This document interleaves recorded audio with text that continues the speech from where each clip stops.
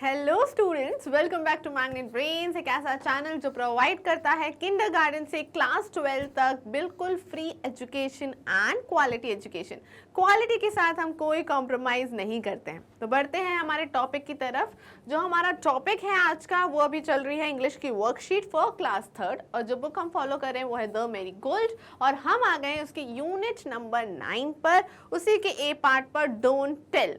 Okay, सो इसी के previous class में हमने डोंट टेल के टेक्स्ट बेस्ड क्वेश्चन करे थे और आज हम करने वाले हैं language based question. Text based question जो हमने प्रीवियस क्लास में करे थे उसमें हमने आपकी पोएम से रिलेटेड सारी एक्सरसाइज करी थी जो हो सकता है आपके एग्जाम में पूछी जाए और जो भी पूछा जाएगा उसी में से ही पूछा जाएगा। और आज की क्लास में हम करने वाले हैं लैंग्वेज बेस्ड क्वेश्चन, यानी कि इसी पोएम से रिलेटेड कुछ grammar question, okay, which is very important for you. तो चलिए स्टार्ट करते हैं हम ग्रामर बेस्ड क्वेश्चन। और हाँ, उससे पहले अगर आपने कोई भी क्लास मिस कर दी है वर्कशीट की और आप सोच रहे हैं अब कैसे देखेंगे, तो कोई डरने की बात नहीं है। डिस्क्रिप्शन बॉक्स में आपको प्लेलिस्ट की लिंक मिल जाएगी जहाँ जाके आप देख सकते हैं जो भी आपको वर्कशीट की यूनिट देखनी हो या उसका जो भी पार्ट देखना हो आप आराम से देख सकते हैं। ठीक है, तो बढ़ते हैं अब हम पहली एक्सरसाइज की तरफ। So, your first exercise is opposite words. Again, write the opposites of the following words. So, opposite words तो हम काफ़ी टाइम कर चुके हैं, बट आज मैंने, क्योंकि हम यूनिट 9 पे पहुंच चुके हैं, काफ़ी ज़्यादा हमारे ऑलमोस्ट बुक फिनिश होने वाली है अब, तो मैंने कुछ वर्ड्स चुने जो थोड़े से डिफिकल्ट हैं, बट अगर आज हमने उनके ऑपोजिट वर्ड्स लिख लिए तो आपको उन्हें लर्न कर लिए तो आपको हमेशा याद रहेंगे। ओके, सो पहला वर्ड क्या है? Early. So what is the meaning of early? Early means जल्दी। ओके, सो अर्ली का ऑपोजिट क्या हो सकता है? लेट। क्या हो सकता है? लेट। LATE, late. ओके, कोई भी चीज अर्ली करना और कोई भी चीज लेट करना यानी opposite. Okay, rough. Rough means कुछ भी चीज बहुत रफ होना। ओके, इट्स नॉट, अगर हम उसे टच करें इट्स वेरी रफ। उसी का ऑपोजिट क्या हो सकता है? स्मूथ। ओके, स्मूथ यानी कोई भी चीज टच करने में हमें कैसी स्मूथ लग रही है। ओके, सो रफ का स्मूथ हो सकता है एंड फेयर भी हो सकता है। फेयर भी हो सकता है। व्हाई? बिकॉज हमने देखे, हम कहते हैं कुछ पेजेस होते हैं हमारे, कुछ रजिस्टर होते हैं जिनके पेजेस थोड़े डार्क कलर के होते हैं, तो हम कहते हैं ये हमारी रफ कॉपी है। और वहीं पे कुछ ब्राइट पेजेस की और अच्छी सी कॉपी हम बनाते हैं फेयर कॉपी। तो रफ का अपोजिट फेयर भी होता है एंड स्मूथ भी होता है। ठीक है, वाइज। कोई भी इंसान वाइज मतलब कि बहुत समझदार है। Okay, he is a very wise student, बहुत समझदार है। वहीं पे एक बहुत नॉटी स्टूडेंट होगा जो हमेशा मस्ती करता रहता है, तो उसको बोलेंगे वाइज का अपोजिट यानी foolish. Foolish, FOO, I will write it clearly, FOOLISH, foolish. ठीक है, नेक्स्ट क्या है? शार्प। जैसे नाइफ कैसा होता है? Very sharp. तो शार्प का ऑपोजिट क्या होगा? आपने आइसक्रीम स्टिक्स देखी है, वो क्या शार्प होती है? नहीं, वो होती है ब्लंट। ओके, यानी कि उससे बिल्कुल आपको कुछ भी नहीं लगेगी। It's not sharp. Okay, so it's a blunt. जो ऑब्जेक्ट्स शार्प नहीं होते और उनसे हमें कोई खतरा नहीं होता, जिनका ऊपर का पार्ट कर्व में हो या फिर स्मूथ हो, तो उनसे हमें क्या खतरा? जैसे कि आइसक्रीम स्टिक्स। आइसक्रीम स्टिक्स कैसी होती हैं? ऐसी होती हैं। ठीक है, वो शार्प नहीं होती। बट नाइफ कैसा होता है? Knife is very sharp, right? वो बहुत शार्प होता है। तो शार्प का ऑपोजिट होता है blunt, BLUNT। Okay, now deep. Deep कैसे बना, डीप कैसे समझेंगे? आपने कोई रिवर देखी है, कोई नदी होती है, राइट? वो बहुत डीप होती है तो हमें बोला जाता है कि उसके पास भी मत जाना, राइट? बट वहीं पे छोटा सा गड्ढा हो जिसमें पानी हो, छोटा बहुत भरा हो, तो वो डीप होगा क्या? नहीं, वो क्या होगा? वो होगा शेलो। क्या होगा? Shallow. That's not deep, that's shallow. Okay, so here we are done with the opposites, जहाँ पे हमने हर एक का opposite word लिखा। Now we will move to the next exercise. Next exercise क्या है? Look at these words in the poem. आपने कभी words देखे? Don't. ये word देखा होगा आपको poem में। खोलो अपनी बुक, खोलो मैरीगोल्ड वाली, और उस बुक में आप poem खोलो यूनिट नंबर 9 की Don't tell, तो आपको ऐसे words दिख रहे होंगे। Don't, I am, I will। Okay, मैं इनको बहुत करेक्ट रीड कर रही हूँ, बट ये होता है आइल, आई एम डोंट। ओके, इन्हीं के फुल फॉर्म भी होते हैं, जैसे डोंट का इनने फुल फॉर्म लिखा है डो नॉट। डोंट का फुल फॉर्म क्या होता है? Do not. एम का आई एम, इल का आई विल, बट हम इनको शॉर्ट फॉर्म में लिख देते हैं। Okay, and this is also correct, this is also correct, both the things are correct. ये इसका लॉन्ग फॉर्म है, ये इसका शॉर्ट फॉर्म है। ओके, सो आपको सारे वर्ड्स के शॉर्ट फॉर्म भी पता होने चाहिए और लॉन्ग फॉर्म भी पता होने चाहिए। तो ये जो हमारी एक्सरसाइज है ये आपको ये चीज लर्न करा देगी। तो पहला है कांट। कांट, कांट का क्या होगा? Can not, can not. Okay, isn't, isn't का क्या होगा? Is not, is not. That's, that's का क्या होगा? That is. Okay, aren't, aren't का क्या होगा? Are not. ओके, शील, शील का क्या होगा? She will. ठीक है, नेक्स्ट इट्स, इट्स का क्या होगा? It is. व्हाट्स, व्हाट्स का क्या होगा? What is. ठीक है, विल, विल का क्या होगा? We will. हीज, हीज का क्या होगा? He is. ओके, सो सभी के यहाँ पे हमने लॉन्ग फॉर्म लिख लिए। अब इसकी एक ट्रिक बताती हूँ मैं आपको, जिससे आपको कोई कंफ्यूजन नहीं हो। ठीक है, और आप इजीली लर्न भी कर पाओ। अब कोई भी वर्ड, जैसे कि हम पहला वर्ड उठाते कांट। ठीक है, कांट के ये आपको मैंने सिखाया। What is this? Tell me what is this? This is apostrophe students. हमने सीखा हुआ है ना कि ये क्या साइन होता है? एपोस्ट्रोफी का साइन होता है, ये हमने ऑलरेडी सीखा हुआ है। Okay, so this is a sign of apostrophe. तो एपोस्ट्रोफी के बाद जो भी अल्फाबेट है, अगर टी है तो हमेशा ये मान के चलो कि नेक्स्ट वर्ड जो है वो है नॉट। क्या है वो? नॉट। ओके, जैसे कि कैन नॉट। ओके, अब इसी के और एग्जाम्पल देखें हम। डोंट, डोंट, तो ये क्या है? एपोस्ट्रोफी। एपोस्ट्रोफी के बाद जो हमारा अल्फाबेट है वो है टी, तो ये क्या होगा? नॉट, तो डू नॉट। ठीक है, और क्या देखें इसी में? Aren't, are ant. ओके, तो यहाँ पे भी एपोस्ट्रोफी है, एपोस्ट्रोफी के बाद टी है, तो क्या होगा? नॉट, तो आर नॉट। तो यहाँ पे आपको लर्न की से ज्यादा अगर आप समझ लोगे कि हमेशा अपोस्ट्रोफी के बाद अगर टी है तो वो वर्ड है not. Okay, so can not, can तो आपको दिख रहा है इजीली, कैन, और टी है तो कैन नॉट। डू आपको दिख रहा है तो डू है, अपोस्ट्रोफी के बाद टी है तो डू नॉट। आर तो दिख ही रहा है, ए आर ई आर, और अपोस्ट्रोफी के बाद टी है तो आर नॉट। ठीक है, ये हो गई ट्रिक नंबर 1। आप बढ़ते ट्रिक नंबर 2 में आपको बताती हूँ। ट्रिक नंबर जो 2 है वो क्या है? वो है नेक्स्ट वर्ड हम उठाते हैं that's, that's.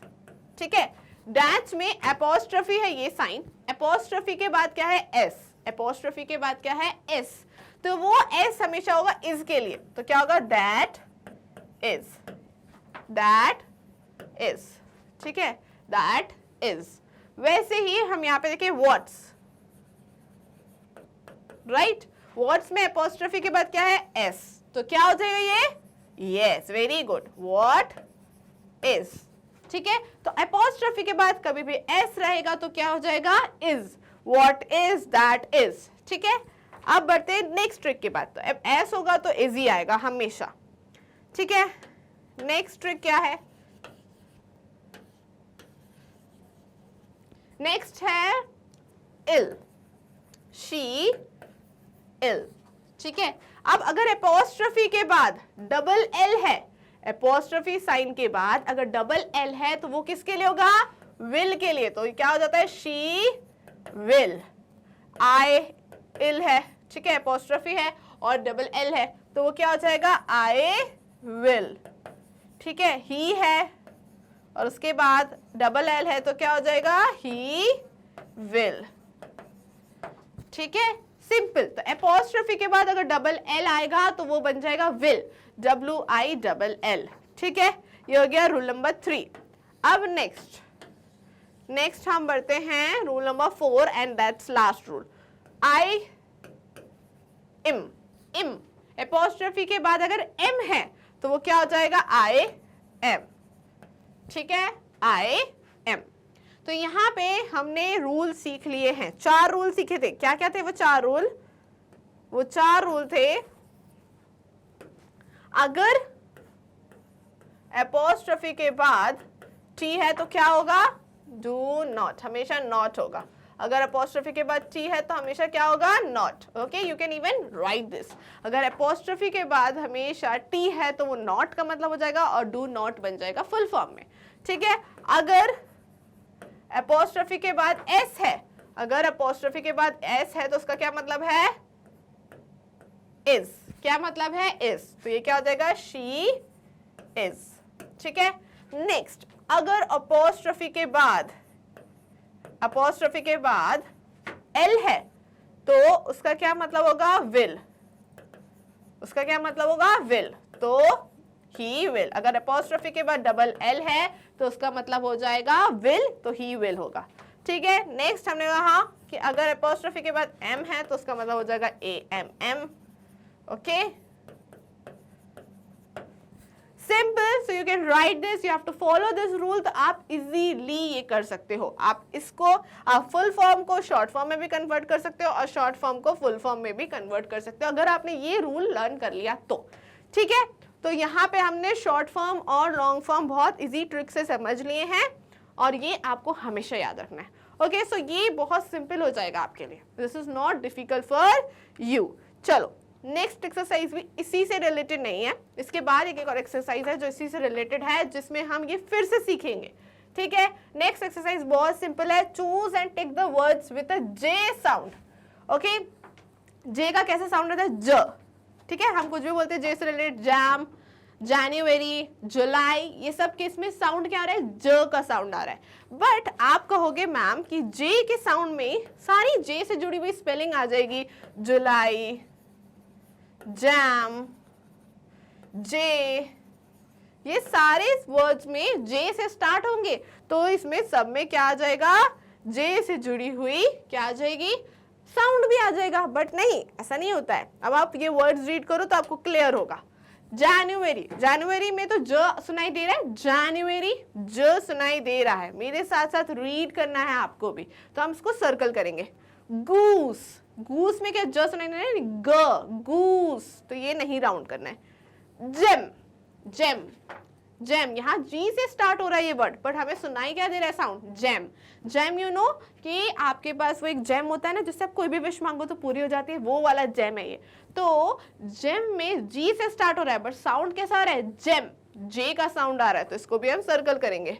This is also jam, ये ब्रेड वाला जैम है। ओके, सो इसको भी हम राउंड करेंगे। जैकेट, जैकेट में भी जे सुनाई दे रहा है, तो इसको हम राउंड करेंगे। जिराफ, जिराफ में तो हमें जी सुनाई दे रहा है, जिराफ। ओके, तो इसे हम नहीं, बट जिराफ, जिराफ में भी हमें जे का साउंड आ रहा है, जिराफ। ग्रो, ग्रो में तो हमें ग आ रहा है, ग्रो, तो हम इसे साउंड नहीं करेंगे, इसको हम सर्कल नहीं करेंगे। जुलाई, जुलाई में जे का साउंड है, सर्कल करेंगे। जाइंट में भी जे का साउंड है। ग्रेप्स में जे का साउंड नहीं है, ग्रेप्स, ग आ रहा है स्टार्टिंग में, तो नहीं। ग्रे में भी ग आ रहा है, तो नहीं। जून में तो ज आ रहा है, तो हम करेंगे। तो यहाँ पे हमने देखा कि जे के अलावा जी से भी कोई ऐसे वर्ड्स होते हैं जिनका साउंड में ज सुनाई देता है लास्ट में, जैसे कि gem, giraffe and giant, right. Okay, so this is a fun and brain power exercise. तो ये हमारी फिनिश हो गई है। सो बढ़ते हैं नेक्स्ट एक्सरसाइज की तरफ। नेक्स्ट एक्सरसाइज, जैसा कि मैंने आपको बताया था कि हमने शॉर्ट फॉर्म लॉन्ग फॉर्म करे थे, तो उसी के शॉर्ट फॉर्म अब हम करेंगे। हमने क्या कन्वर्ट किया था, पहले हमने कन्वर्ट किया था शॉर्ट फॉर्म को लॉन्ग फॉर्म में। ठीक है, अब हमें करना है लॉन्ग फॉर्म को शॉर्ट फॉर्म में, बट ट्रिक वही काम आएगी जो मैंने आपको बताई है। तो वो ट्रिक आप ध्यान रखना और फटाफट से आपसे ये एक्सरसाइज हो जाएगी। ठीक है, तो चलिए स्टार्ट करते हैं नंबर 1 से। She is my aunt, I am her niece. तो शी इज को आप कन्वर्ट कर सकते हो किसमें, शॉर्ट फॉर्म में। ठीक है, तो शी इज है तो क्या होगा, अपॉस्ट्रोफी के बाद S, my aunt, I am, अब एम है, AMM, तो इसका क्या होगा, I के बाद एपोस्ट्रोफी के बाद M, her niece. ठीक है, simple. Now next, get up और यू विल गेट लेट. तो यू विल को आप कर सकते हो convert in the short form. कैसे करेंगे, गेट अप और यू विल, तो कैसे लिखोगे, पहले यू तो लिखो एपोस्ट्रोफी के बाद, विल है तो डबल एल, गेट लेट. ठीक है, next, he is crying because he does not want to go to school. तो ही इज, पहले ही इज को कर सकते हो आप, तो कैसे करोगे, ही, और इज है तो एपोस्ट्रोफी के बाद एस. ठीक है, फिर लिखो crying because he does not, does not को भी कर सकते हो, कैसे करोगे, डज नॉट है तो डजन, एन आ जाएगा बस, एपोस्ट्रोफी के बाद क्या आएगा, T, doesn't want to go to school. Okay, तो यहां पर हमने कौन से वर्ड्स चेंज करे, मैं अलग से भी लिख देती हूँ आपके लिए. she is को करा हमने, सिंपली क्या होगा, she एपोस्ट्रोफी के बाद s. ठीक है, I am को करा हमने, तो I के बाद एपोस्ट्रोफी में सिर्फ m. ठीक है, यू विल, अब विल है तो क्या होता है, यू विल है तो यू और एपोस्ट्रोफी के बाद सिंपल एल. ठीक है, और क्या करा, ही इज को, तो इसका तो हमें पता है, ही लिखेंगे और एपोस्ट्रोफी के बाद यस, एस, ओनली एस. ठीक है, नेक्स्ट क्या है, डज नॉट, तो इसमें क्या लिखेंगे, नॉट है तो एपोस्ट्रोफी के बाद सिंपल टी, तो लिखेंगे डजन और सिंपल टी. ठीक है, तो यहाँ पे एक चीज और नोट करना है आपको कि नॉट अगर होता है, नॉट, तो एपोस्ट्रोफी के बाद तो सिंपल टी आता है, बट जो एन है वो एपोस्ट्रोफी के पहले आ जाता है. ठीक है, चलो नेक्स्ट है, और भी है सेंटेंसेस हमारे पास, तो हम उन्हें भी करते हैं. The baby is sleeping, do not disturb her. तो कैसे लिखोगे इसको, द बेबी is sleeping. ठीक है, do not, तो do not को कन्वर्ट कर सकते हो आप, कैसे करोगे, not है तो do तो पूरा लिखो do, और not है तो n आ जाएगा एपोस्ट्रोफी से पहले, फिर एपोस्ट्रोफी और t. Okay, don't disturb her. Okay, simple. Now next, We will not go to school today as today is a holiday. So आपको we will को करना है कन्वर्ट, कैसे करोगे, we will है तो एपोस्ट्रोफी के बाद simple l. Okay, we will not go to school, फिर की तो आप सेम ही लिखना है, today as today is holiday, आपको सेम लिखना है. Okay, nothing going to change. I am writing for my friend. I am है तो क्या हो जाएगा, ये तो अभी हमने देखा था, एपोस्ट्रोफी के बाद simple m. I am waiting for my friend. ठीक है, next, my brother cannot dance. तो इसका क्या होगा, cannot में चेंज आएगा. चलो कैसे आएगा, my brother cannot का क्या होगा, not है तो क्या होगा, कैन तो पूरा लिख दो.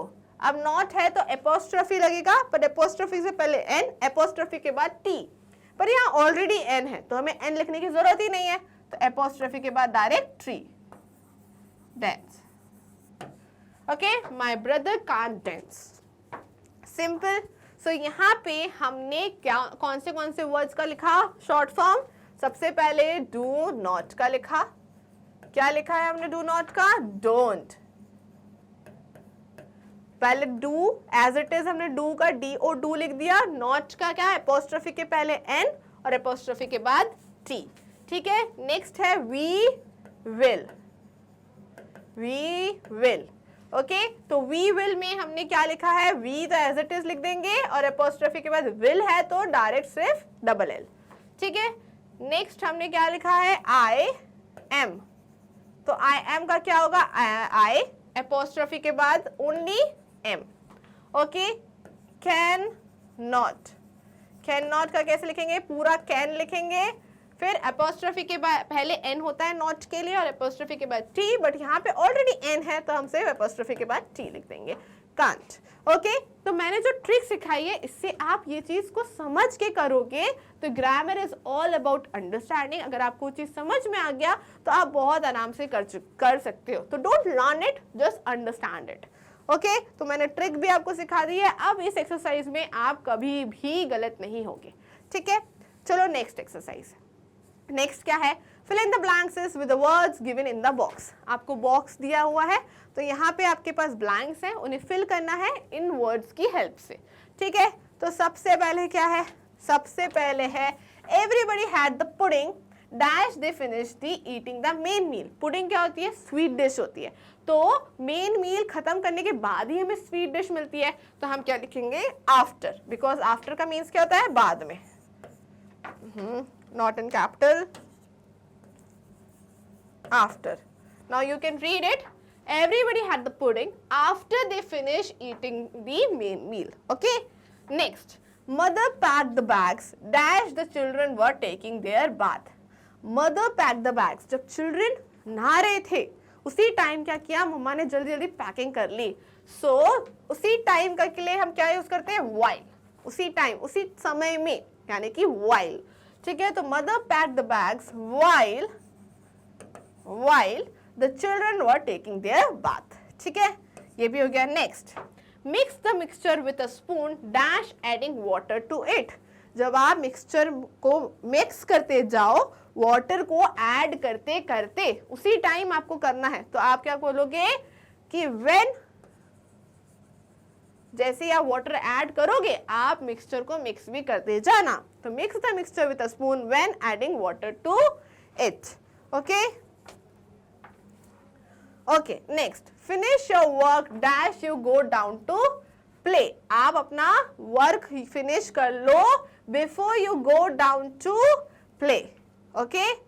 तो या फिर हम इसकी जगह यूज कर सकते हैं when you go down to play, finish your work when you go down to play. अगर आपको खेलने जाना है तो आपको पहले अपना वर्क फिनिश करना पड़ेगा, okay. Next, Shilpa cut the cake she blew out the candles. तो शिल्पा ने केक पहले कट कर दिया और कैंडल्स को बाद में ब्लो आउट किया।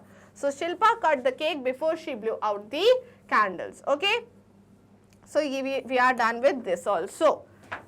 Okay, now we will move to the next. Next क्या है, use these words in sentences of your own. So आपके पास कुछ words है और आपको अपने मन से एक sentence बनाना है, okay? So I will help you, but you can make it by your own. Enough, enough का meaning आपको clear होगा तो आप कोई भी sentence बना सकते हो। Enough मतलब बस काफी है इतना ही, enough मतलब बस काफी है इतना। तो हम क्या बोलेंगे, you have eaten enough chocolates. You have eaten enough chocolates. क्या हुआ इसका मतलब कि तुमने काफी चॉकलेट्स खा ली हैं, ओके। सो आप इसका सेंटेंस क्या बना सकते हो, you have eaten enough chocolate, okay. You have eaten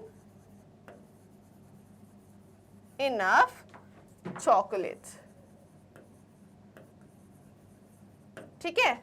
next क्या है, चांस। सो चांस मतलब मौका, चांस मीन्स मौका, एक मौका मिला तो, ठीक है। सो आप क्या बोल सकते हो, if I will get a chance I will dance, okay. ऐसा आप बना सकते हो कि मुझे चांस मिला तो मैं डांस करूंगा। So if I will get a chance I will dance, okay. Next क्या है, जाइंट। जाइंट यानी बड़ा, जाइंट यानी बड़ा, बहुत बड़ा। सो आप ऐसे बोल सकते हो ना कि I have seen a giant animal in a zoo. I have seen a giant animal in a zoo, मैंने बहुत बड़ा एनिमल देखा था जू में, बोल सकते हो ना। सो क्या लिखोगे, I have seen a giant animal in a zoo, ठीक है।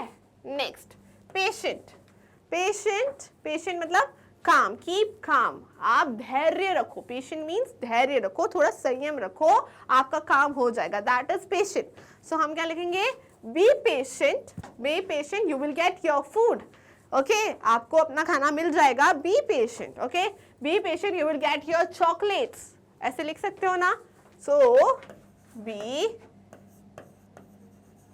Patient, you will get your food, ठीक है। तो इससे हमने सारे वर्ड से सेंटेंस बना लिए, ओके। ऐसे आप जरूरी नहीं यही सेंटेंस बनाओ, आप कोई भी सेंटेंस बना सकते हो अपने मन से, okay. Now next is punctuate these sentences by putting in a capital letters, full stop, comma, question mark and inverted commas, okay। so आपको ये क्लियर होना चाहिए कि ये सब चीजें हम कब करते हैं। सबसे पहले कैपिटल लेटर्स, कोई भी वर्ड का स्टार्टिंग हो रहा हो, कोई भी सेंटेंस का स्टार्टिंग हो रहा हो, तो आपको पता है ना कि हम पहला जो लेटर लिखते हैं वो क्या होता है, कैपिटल होता है, ठीक है। और किसी का भी नाम यूज हो रहा हो, किसी सिटी का नाम यूज हो रहा हो, किसी कंट्री का नाम यूज हो रहा हो, तो भी हम लेटर को कैपिटल लिखते हैं, ठीक है। फुल स्टॉप कब, कोई भी सेंटेंस कंप्लीट हो जाए तो हम लगाते हैं फुल स्टॉप। कॉमा, जब एक से ज्यादा चीजों के बारे में बात करनी होती है तो हम बीच बीच में कॉमास लगाते हैं, हमें एक पॉज लेना होता है, ठीक है, तो हम कॉमा लगाते हैं। क्वेश्चन मार्क, जब भी हम कोई चीज पूछते हैं वो क्वेश्चन होता है तो हम लास्ट में क्वेश्चन मार्क लगाते हैं। एंड इन्वर्टेड कॉमास मैंने आपको पहले भी बताया, कोई भी एज इट इज कोई कुछ कह रहा है उस बात को हम इन्वर्टेड कॉमास में बोलते हैं, ठीक है। तो अब स्टार्ट करते हैं। मोहन सेड, तो मोहन का सबसे पहले तो स्टार्टिंग है तो मोहन का एम कैपिटल होना चाहिए, ठीक है। Mohan said to his friend Akash, Akash का नाम है तो आकाश का नेम भी कैपिटल होना चाहिए। Let us go to the market, said यानी उसने ये बात कही है तो ये इन्वर्टेड कॉमा में रहेगी, ठीक है। Let us go to the market after I have to buy a new book, यहाँ सेंटेंस कंप्लीट हुआ है तो हम लगाएंगे यहाँ पे फुल स्टॉप, ठीक है। नेक्स्ट अब है Akash said I must first go, Akash said, Akash ने ये बात कही है, कोई बात भी कहते तो इन्वर्टेड कॉमा में रहती है, ठीक है। आई must first go home and ask my mother, okay। now next Akash asked his mother can I go, अब mother से उसने क्या पूछा, ये भी inverted comma में रहेगा। can I go to the market with Mohan, Mohan का am कैपिटल रहेगा, ठीक है। और ये can I go to the market with Mohan, ये क्या है, क्वेश्चन है, वो पूछ रहा है तो आखिरी में क्या आएगा, question mark. mother says yes, जब भी हम कोई आंसर लिखते हैं तो अगर वो लिखा होता है yes, उसके बाद एक पॉज होता है, yes but you can come back soon, तो yes के बाद एक पॉज है तो क्या लगेगा, comma, and you can come back soon तो क्या लगेगा, फुल स्टॉप, यहाँ पे भी एक फुल स्टॉप, ओके। सो हमने इसको पंचुएट कर दिया है, हमने फुल स्टॉप जहाँ लगना था, कॉमा जहाँ लगना था, कैपिटल लेटर्स जहाँ होने थे, क्वेश्चन मार्क जहाँ लगना था वो कर दिया, okay. So we are also done with this. इसी के साथ हमारी worksheet for the grammar portion, जो लैंग्वेज बेस्ड क्वेश्चंस होते हैं वो भी कंप्लीट हो चुके हैं। अब यूनिट 9 का ए पार्ट डोंट टेल वो पूरा कंप्लीट हो गया। प्रीवियस क्लास में हमने टेक्स्ट बेस्ड कर लिए थे, इस क्लास में हमने ग्रामर रिलेटेड लैंग्वेज बेस्ड कर लिए, तो नाउ फुल ऑन हमारा जो चैप्टर है वो कंप्लीट हो चुका है। अब नेक्स्ट क्लास में हम स्टार्ट करेंगे 9th यूनिट का बी पार्ट की वर्कशीट। तो मिलेंगे आप ही के फेवरेट चैनल पे मैग्नेट ब्रेन्स पे, मैं करूंगी आपका इंतजार। तब तक के लिए अपना ख्याल रखें एंड स्टे ट्यून्ड।